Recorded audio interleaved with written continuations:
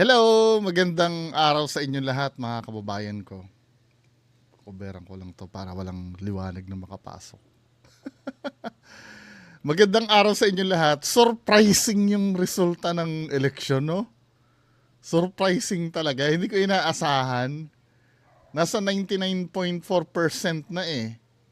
Or ano na, so, ito as of 10:54 AM, tingnan natin yung sa senatorial race, no? Tingnan natin. So as of today, Silipin ngayong umaga, di ba kaya minsan yung survey talagang hindi ko naman sinasabing fake yung survey, pero kasi ang sa survey kasi limitadong tao lang yung tinatanong doon, di ba? Parang random lang na botante. Sometimes siguro yung mga tinatanong pa sa survey hindi naman botante, di ba? Kung ano lang yung ano. Pero ito yung pinakamalaking surprise. Unexpected ito. So ito yung mga resulta, no? Top 1 si Bongo. Top 2 dito ako na surprise si Bam Aquino eh. Kasi 'di ba kulelat ito sa survey. Hindi siya kahit kailan pumasok sa sa top 12 sa survey, pero top 2 siya ngayon, no. Then si Bato, Erwin Tulfo, Kiko Pangilinan. po natin ang latest sa bilangan sa pagka-senador. 301. Pero alam mo, ito bagamat naging client ko si Tulfo, hindi ko naman binoto yan eh.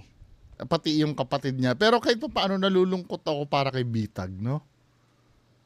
Kasi ina-expect ko talaga yun eh.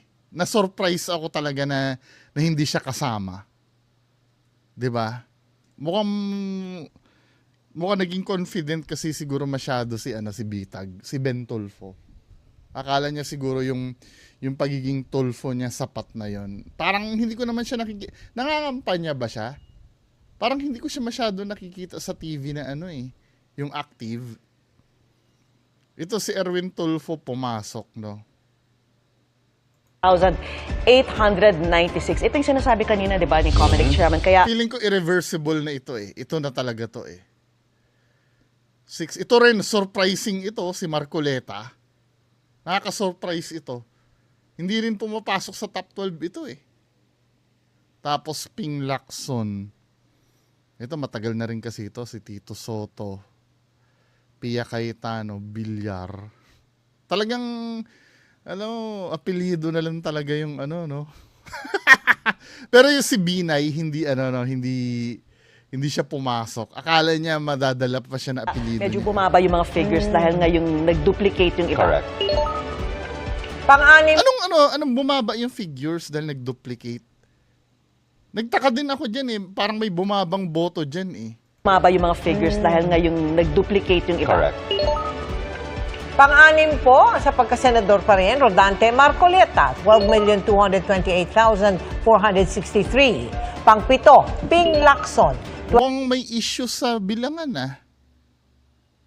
Dapat i-investigate nila yun At ipaliwanag sa tao yung duplicate na yun. 12,141,946. Pang-walo, Tito Soto, 11,930,352. Pang-siyam, Pia Cayetano, 11,711,494. At pang-sampu, Camille Villar. Nung nakikita ko yan si Pia Cayetano dati, yung unang takbo niyan bilang senador, crush na crush ko yan eh.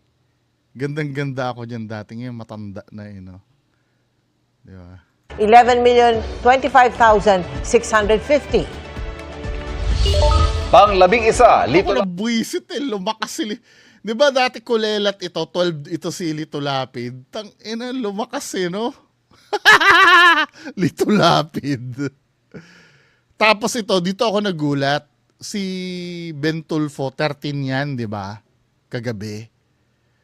Lumalaban si Bong Revilla, pero feeling ko hindi na kaya to. Kaya pa kaya yan? 1 million? 99% na eh. Wala na to. Hindi na to kaya. Yung natitirang percentage kasi niyan, paghahati-hatian pa yan ng mga nasa top 12 eh. Hindi na to ano. Ito nalulungkot ako para kay Ben Tulfo, no, kasi parang inasahan na dalawa sila magkapatid na papasok eh. Nakulangan talaga siya sa ano, sa exposure. Hindi siya nangampanya ng no, nangampanya ba yan si Ben Tulfo? Nakulangan siya, no. 'Di ba? Abi Binay din, hindi rin siya nailigtas ng ano niya, ng apelyido niya. Pero lumalaban si Bong Revilla, no? Hindi na gumana yung budots niya, yung ganun eh. Every time kasi na nag-ano to, parang akala niya forever na tanga yung mga tao eh. Pag nagko-commercial kaya to si Bong Revilla, wala naman to sinasabi, kundi yung sumasayaw-sayaw lang na gano'n, yung andito na si Bong Revilla, yung mga ganun-ganun lang. Wala eh, hindi na umepek eh. No? Natuto na rin yung mga tao. Parang yung mga celebrity, ano eh, no? Parang naipit na sila. I mean, umano na eh. Nag-shift na yung ano eh, yung pananaw din ng tao eh. Kasi yung panahon nung kailan ba yung last election? Yung presidential yun, 'di ba? Medyo ano pa yung mga artista nun eh. Hindi, yung panahon pala ni Duterte pa. 'Di ba? Medyo naghari yung mga artista nun eh. Pero ngayon nawawala na rin. Natututo din talaga ang tao. Ito yung patunay na ano eh na natututo din talaga ang tao. Ito yung sinasabi ko, no, kahit ako, just imagine ano, marami nagalit sa akin nung inano ko yung si Manny Pacquiao. Hindi nakatulong yan, 'di ba? Tandaan nyo, hindi naman kasi pagtulong talaga ang purpose ng ano, ng senador. Yung pagtulong na tinutukoy ng mga senador, kung tutulong man yung mga yan, eh dahil yun sa main function nila na batas. Yes, pwede naman silang tumulong. Katulad nung naranasan ko dati eh, yung nasa heart center ang anak ko. Pwede mong lapitan niya mga senador eh. Bibigyan kanya ng guaranteed letter. Yung GL na tinatawag. Yun na ipapasa mo sa ospital na para makabawas sa bill mo. Totoo naman na namimigay naman talaga ng tulong yan, yung mga senador na yan. Ang naalala kong nalapitan ko yata na senador, Bongo, yon, Bongo nga yata. Si Trillanes din yan. Na, to be fair naman kahit visit ako kay Trillanes dati nun, nakatulong sa akin sa Heart Center. Trillanes, Bongo. Meron silang binibigay na ganun eh. Yung papel. Ibabayad mo yun sa sa ospital eh. Mababawasan yung bill mo nun. Yun, mga ganon, nagbibigay naman talaga yung mga yan ng ganyan. Pero ang main function kasi nila, gumawa ng batas. Hindi yung iniisip ng tao na katulad ng kay Willie Rebillame na mamimigay ng pera, yung ganon. Yung katulad ng mga umaaway sa akin na maraming natulungan niya si Manny Pacquiao na namigayan na sarili niyang pera. Hindi ganon. 'Di ba? Dumadating ang time kasi ang tao, kahit pa sabihin niyo, meron pa nagbintang sa akin, number 1 hater daw ako ni Pacquiao eh. Hindi naman. 'Di ba? Isang beses ko lang naman na i-vlog si Manny Pacquiao. Eh, ilan lang ba ang views na nahita ko dun sa pagtulig sa ako kay Manny Pacquiao? Wala pa nga yatang 1,000 yun eh, o 2,000 views lang. Sa tingin mo, mababago nun ang isip ng mga tao do sa 2,000 views? Dumatating talaga ang time na natututo din ang tao. 'Di ba? Meron mang nai-stuck pa rin sa pagiging utak teleserye, pero dumadating ang time na natututo ang tao. 'Di ba? Proven naman yan throughout the history eh. Na talaga nag-e-evolve talaga ang utak ng tao, natututo. For example, no, ang unang gamit lang ng mga caveman nung dati, mga kahoy-kahoy na inukit lang. Then natuto ang tao na gumamit ng bakal, 'di ba? Nag-i-improve ang intelligence ng tao. Parang dito sa election, no. Dati sanay sila na yung pasikatan lang. Pero nagulat ako, nang ibabaw pa rin talaga yung ano, may pag-asa pa rin ang Pilipinas, nakikita ko. Kahit konti, di ba? Dito sa result na to, maligaya na ako dito, men eh. Maligaya na ako dito eh. Yung mga hate ko hindi nakapasok eh. Pero lang kay Lito Lapid, no? Well, hindi ko naman, hindi mo naman makukuha lahat ng gusto mo, di ba? Pero okay na sa akin to. Yung line-up na yan. At least, di ba? Yung mga susunod dyan, no? Sila, tingnan natin yung, Abi Binay, 9,504,403. Ito si Ben-Hur Abalos, oh. Ginawa na lahat nito ni Ben-Hur, di ba?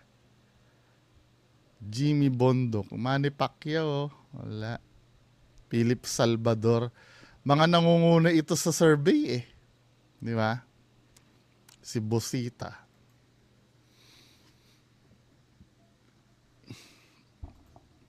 Yan ang mga inaasahan kong makapasok eh. Si Bosita. Si Ben-Hur Abalos din. Inaasahan ko din yan. Manny Pacquiao. Kahit ayoko, inaasahan ko din yan. Pero wala eh. Talagang hanggang dun lang talaga sila. 'Di ba? Now, lipat naman tayo sa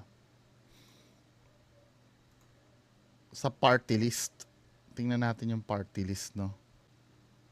mga party list na nakakuha na ng mahigit 2% na mga boto sa ngayon. Yan po kasi yung threshold Ayan. para makakuha ka ng at 2%. least one seat. Yan, batay sa partial unofficial results as of 10:01 a.m. mula sa 80.5% na clustered precincts sa bansa. Nangunguna ang Akbayan Party List na may 6. Ano yung akbayan? Tingnan nga natin sino ba yung mga akbayan na yan. Akbayan. Sino-sino to mga to? Ito ba yung mga Sila Shell Jokno. Oh, ito yung sila sila tawag dito. Yan, sila Hontiveros. Akala ko, hindi ba to, makakaliwa to? O hindi naman? Si Shell Jokno nandyan, no? Next, Duterte Youth. Lakas pa rin talaga ng pangalan na Duterte, no? Si Kadema to, di ba? Tingog. Ano yung tingog na yun? Parang ngayon ko lang narinig ito. Pero ang lakas. Si pangalan na ito, yung Romualdez. Then, ang susunod, 4-piece. Tanga na, talaga ng 4-piece no? Sabi 4-piece. ACT-CIS, ito kila Tulpo to, di ba? Ako Bicol. 0.54%. Sunod, Duterte Youth, may 5.56%. Pangatlong Tingog, may 4.43% na boto. Pang-apat, 4-piece, may 3.56% na mga boto. Sunod ang ACT-CIS Party List na may 2.94%. At Ako Bicol, may 2.62%. Woo! Walang vendor! So yun po yung mga nabanggit natin, may guaranteed na sila na at least one seat. Pero mas mataas ang boto, mas maraming boto, maaring magkaroon sila ng up to 3 seats. Yes, kasi for Maximum. every 2%, di ba, you get Wala, si Diwata, no? Alam nyo ba yung Quezon City na Diwata ngayon, sarado na pala? Bala ko sanang puntahan yun eh. Quezon City na Diwata. Sabi sa inyo hindi aabot nung 2024 kasi nagpredict na ako diyan. Hindi aabot 'yan ng gitna ng 2025. Kasi hype lang naman talaga kasi yung kay Diwata na 'yon, diba? Ngayon after ng election kasi doon lang naman siya kumikita dahil 'di ba pag sinasama siya ng vendors party list. After niyang election na yan, na ang lagay ni Diwata ngayon? 'Di ba? Sana nag-focus na lang siya dun sa negosyo niya, no? Excited ako kung ano ba ang susunod para kay Diwata. 'Di ba? Kung ano yung naghihintay para kay Diwata after netong netong election.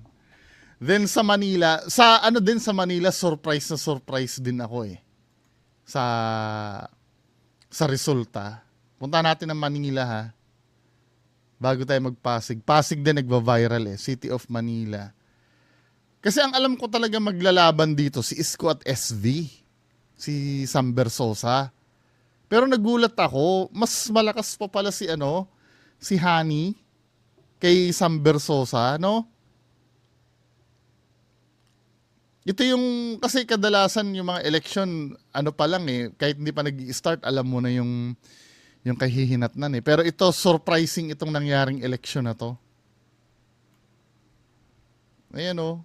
Pangalawa si Hani. Tapos si Sam Bersosa, pangatlo. Landslide eh.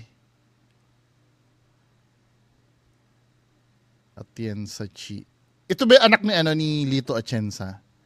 Si Chi Atienza. Doon naman tayo sa Pasig. Pasig. Pinako-controversial na mayor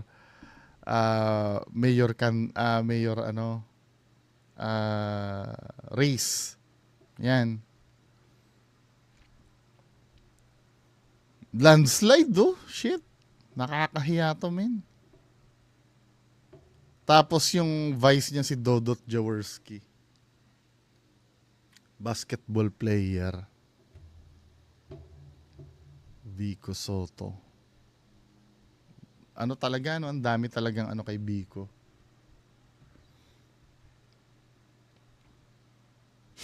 si Ian Sia 13,000.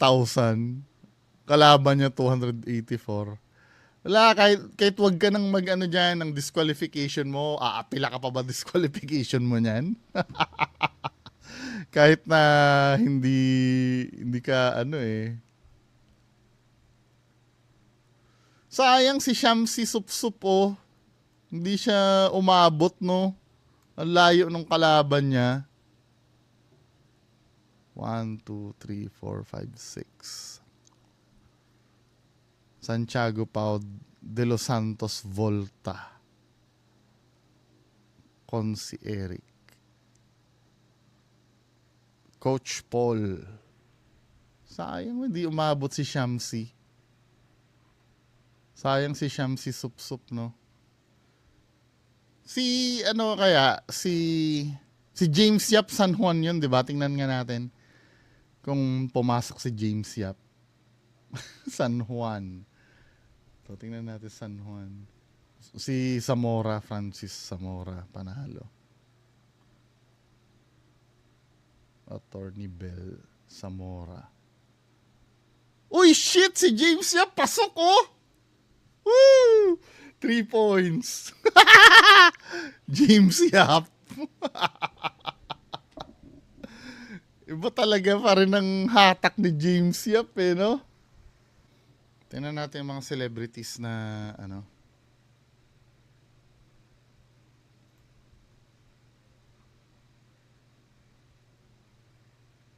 Deo Diwata. Olats yan. Jeremy Marquez. Wala, Olats din to. Solo Parents Party List Si Jonas Gafford. Wala, Olats din. Wilbert Tolentino. Puro party list Olats yan. Agimat Party List, Brian Revilla. Olats! Samantha Panlilio. Agimat din. Olats din yan. Jinky Pacquiao. MBPL. Olats! Diyos ko. Kenneth Durem de sino to? Wala, Olats din yan. Roy Vinson Benguet. Hindi ko alam yan. I'm not interested. Dennis Aljur Abrenica. Angeles City. Panalo ba si Aljur? Tingnan nga natin. Anyway, ano natin? JC Parker, Angeles City, Pampanga din. Ito to, Angeles City. Sino yung JC Parker? Yung may Viva Hot Babes?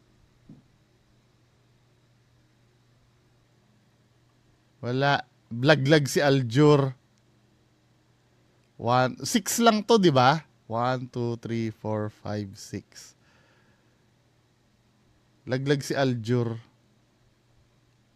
Ayan o, Aljur. Maricel Morales, wala. Romel Padilla, Diyos ko. Ito, Daniel Fernando yata panalo to eh. Alex Castro, panalo din. Doland Castro. Ano to TV reporter, di ba?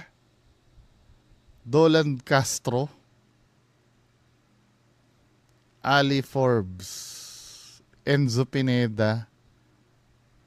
Alfred Vargas. Aiko Melendez. Tingnan natin Quezon City nga. Quezon City. Belmonte Joy. Gian Soto panalo. Arjo Atayde oh. Ralph Tulpo! Ralph Tulpo. Lakas oh. Landslide. Ito, mga sangguniang panglungsod. Wala. Si Dolan Castro hindi pumasok, sayang. Uy, pasok si Aiko. Pasok si Aiko. Castello Carl. Liban Shea. Medalya Ram.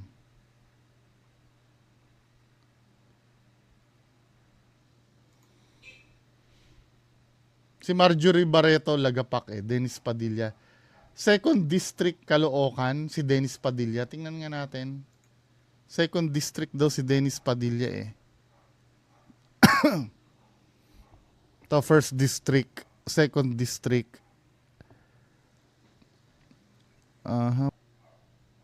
Baldibina ang ginawa niyang apelyido. Dapat nagpadilya siya, no? Wala, Lagapak din si Dennis Padilla. Angelica de la Cruz Malabon, Vice Mayor. Tingnan nga natin. Tinatarget talaga yung mga artista eh, no? Malabon, tingnan natin.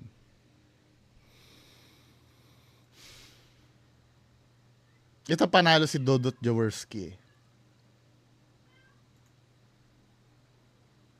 Wala, talo si Angelica. Diba? Next, Jaworski panalo to. Shamsi Supsup laglag to. Kikurus Cha, Pasig. Aramina Pasig. Laglag din yata si Aramina. Ibang pangalan yata ginamit din na Aramina eh, no? Hindi ko nakita eh. Ano ba ang, tingnan nga natin, Pasig. Pero feeling ko talo siya kasi siya ni Sia, di ba? Attorney Sia. Anong district si Aramina? Aramina Pasig, Second District. Tingnan nga natin. Si Angelo De Leon. Pasig din. Second District. Tingnan nga natin. Second District. Second District. Marites Maro, De Leon, Angelo. Uy! Ang lupit Angelo De Leon. Unang-una. Ayos Si ito Aramina. Wala. Laglag si Aramina. Laglag si Aramina. Next celebrity. Yul Serbo. Rose Martan. Councilor Rose Martan. Si Rosemar. Tingnan natin ang ni Rosemar. Wala eh. Baka ibang, Pamulaklakin Rosemar. Wala eh. 2,000 lang yung Pamulaklakin Rosemar. Sino pang celebrity na nandyan? Lou Veloso. I am not interested. Monsul del Rosario. Makati nga. Tingnan natin Makati. Monsur del Rosario. Makati. Bagal. Wala, talo. Talo si Monsur. Nancy Binay, panalo. Diba? Talo, Monsur del Rosario. Dan Fernandez, ano to, Olats to eh. Sol Aragones, Laguna. Not interested. Angelica Jones? Jem Castillo, Emilio Garcia, Anjo Iliana Calamba, Vilma Santos, panalo na yan. Luis Manzano, panalo din yata no?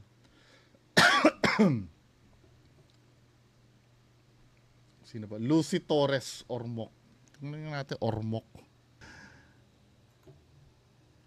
Manny Pacquiao, wala. Olats.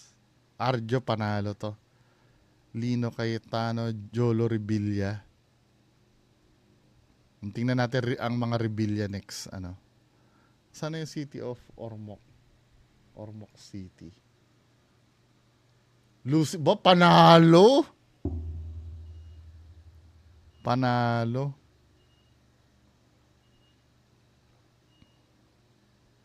Richard Gomez din panalo. No? Lupit, malupit. Yung Cavite. Last na to ha, Cavite. Patunay pa rin na meron pa rin na nagtito. Siguro dahil din naman sa ginawa ng nung kandidato. Hindi naman ang mga baguhan yung mga nananalo eh. Kadalasan. Andito na si Bong Revilla.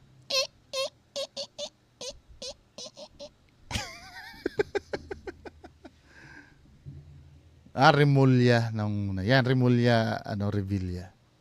Mga nung una. Jolo, panalo. Lani Mercado, walang kalaban. Barzaga, Kiko. Ito yung mahilig sa pusa, no? Yung Kiko Barzaga. Nakikita ko to eh. Anyway, good luck sa mga nanalong mga kandidato. Huwag niyong pabayaan ang Pilipinas. Maraming salamat mga botante. Bye-bye.